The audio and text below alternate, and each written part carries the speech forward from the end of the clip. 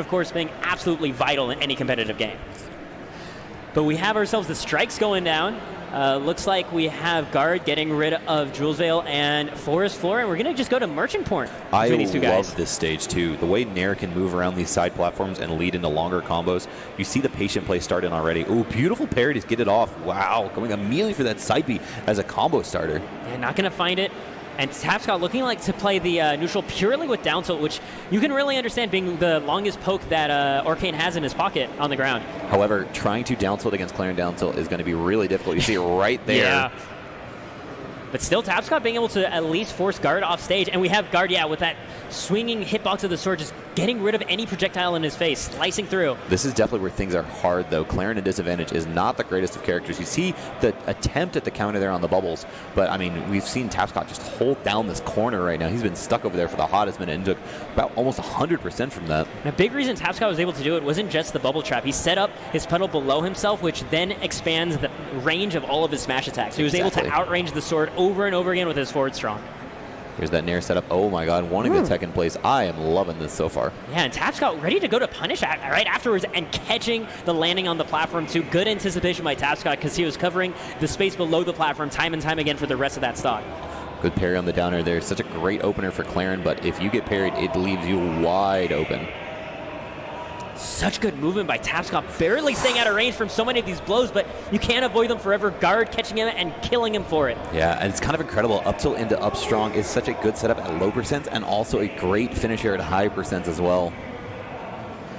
Tapscott choosing his moments so carefully to find these straight hits, just focusing on hit and run tactics for now until he can bully Guard off the stage.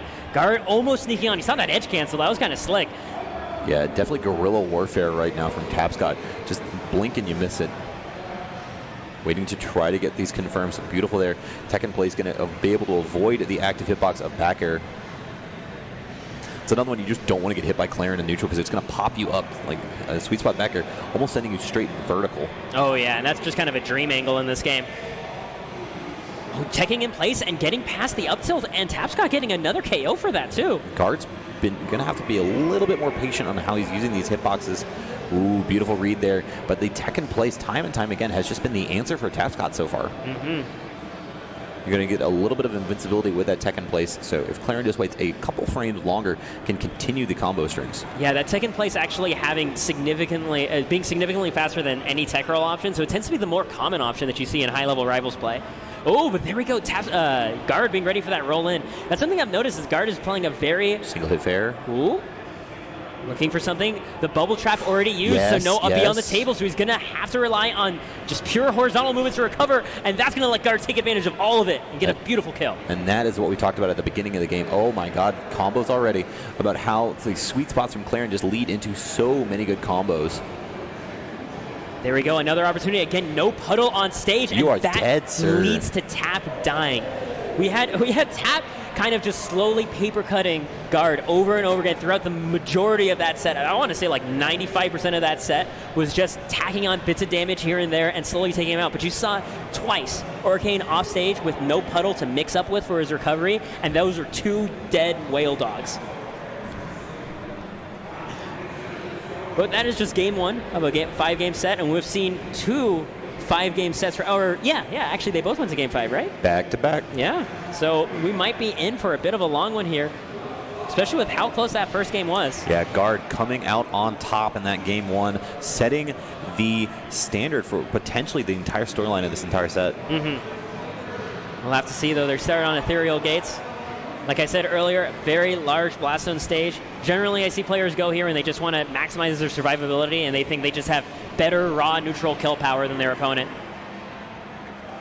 Step backs. I love the down tilts in neutral. Such a great poke option and such a great combo starter as well if he gets the sweet spot. And the beautiful thing is right after it, he then Guard wave dashes to try to predict where the next tech roll is going and try to catch another down tilt right afterwards. Yeah, Clairen coming out on top in that game one here. And it really can start to set the advantage. We saw how good he was at the end, getting those sweet spot combos, getting a read on where Tapscott was going. Oh my god, speaking of which... that was almost a tipper for the forward strong, but he still keeps it going. Beautiful side special there. The thing that makes that move so slick is Clairen actually gets invincibility frames at the startup. It's kind of like a counter in its own way. What a beautiful turnaround landing, just like that, snapping around. Guard in full control right now to start off this game. Good parry there. Should be the finish here. Yep, and that is Clairen's best parry punish. We see so many characters have to go into their combo setups. Clairen says, nope, I just have to side B. I just need to walk over you and press the special button.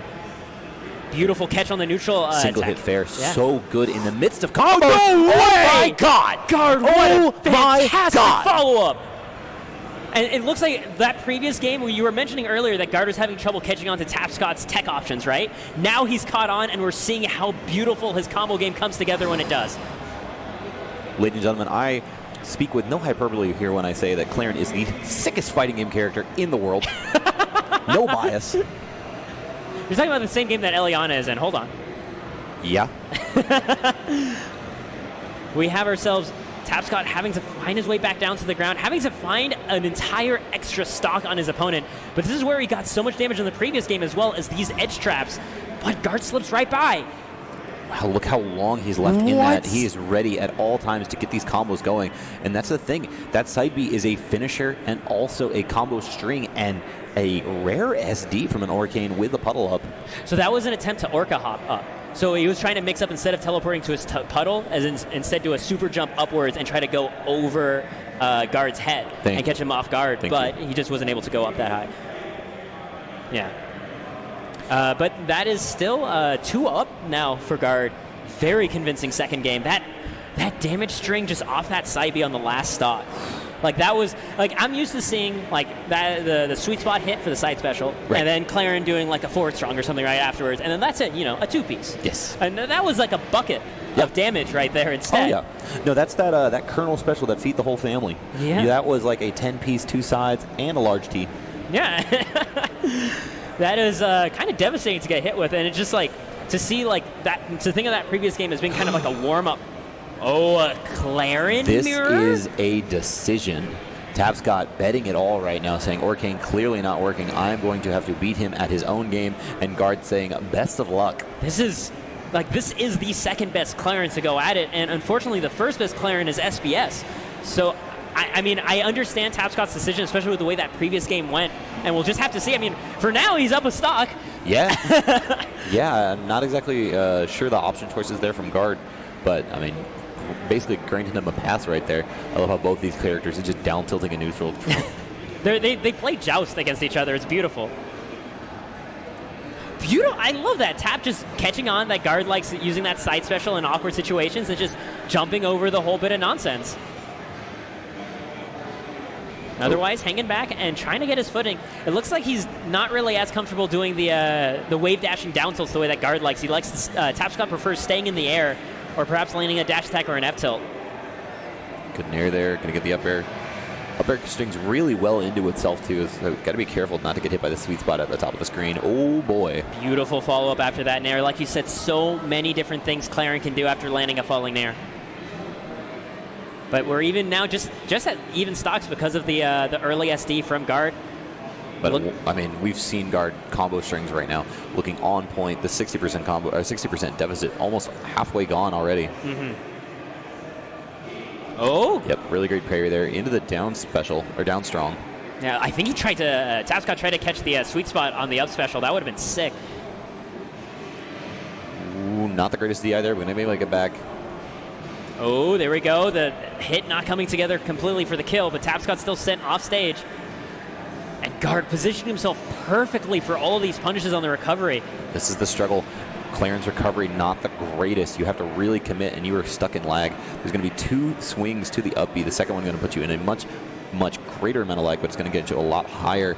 And then, of course, the side special, we've seen how laggy that is as well. Mm-hmm. And, like, Guard recognizes as the Clairen himself how tempting each option is in different situations. So we always see him position himself just right to line up the tipper for the option he's looking for.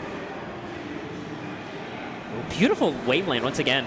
Like what Guard does is he wall jumps and immediately wave dashes straight down to the ground. Yes. It's such a fast way, and it's a way for him to avoid that end lag you were just talking about.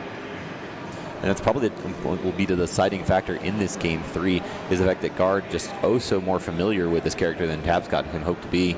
And there's that down air into the down strong we saw him practicing before the set even started.